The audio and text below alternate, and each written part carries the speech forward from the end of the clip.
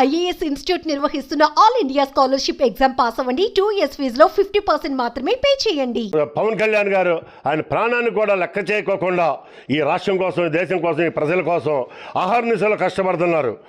మేమందరం కూడా ఇటువంటి నాయకుడు ఈ దేశానికి కావాలి, ఈ దేశాన్ని రక్షించబడాలి, ఈ రాష్ట్ర ప్రజల్ని రక్షించబడాలని చెప్పి అహర్నిశలు ఎదురు చూస్తున్నాం. అటువంటిది నువ్వు దగ్గర ఉండి కూడా గుర్తించుకోలేక మదవెక్కి అహంతో నీ ఇష్టం వచ్చినట్టు నువ్వు మాట్లాడుతున్నావు. మిస్టర్ అల్లు అర్జున్ నీకు ఇదే చెప్తున్నావు, నీ సినిమా ఎదుర్కొంటాం. ఈ రాష్ట్రం మొత్తం కూడా రేపు 5వ తారీఖున నీది రిలీజ్ అవబోతుంది. నీ సినిమాని ఖచ్చితంగా జన సైనికులమే కాదు, మెగా అభిమానులే కాదు, అందరూ కూడా నీ సినిమాని అడ్డుకుని కనీసం 1 నుండి 3 రోజులు నీ సినిమా ఆడుకోకుండా అడ్డుకుంటామని చెప్పేసి మేము హెచ్చరిక చేస్తున్నాం.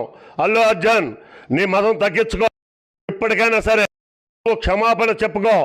ఈ రోజు నుండి రేపు సినిమా రిలీజ్కి ముందు నువ్వు పవన్ కళ్యాణ్ గారి దగ్గర కుంటూ చిరంజీవి గారి కాళ్ళు కడిగి ఆ నీళ్లుని నువ్వు నెత్తిన పోసుకుంటే, నాగబాబు గారికి కూడా నువ్వు వెళ్ళి క్షమాపణలు చెప్పుకుంటే మేము అప్పటికి ఆలోచన చేస్తాం.